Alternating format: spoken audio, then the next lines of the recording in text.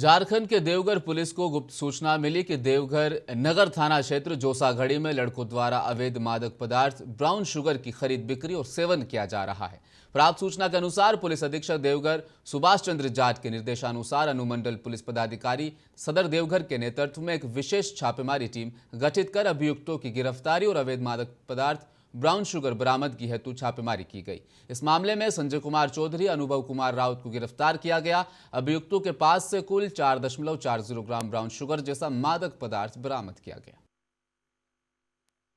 Deoghar police को गुप्त सूचना प्राप्त हुई थी कि शहर में दो लड़के अवैध रूप से मादक पदार्थों की खरीद बिक्री कर रहे हैं। इसी क्रम में प्राप्त सूचना के आलोक में वरीय पदाधिकारी के दिशा निर्देश के आलोक में एक टीम गठित की गई थी, जिसके द्वारा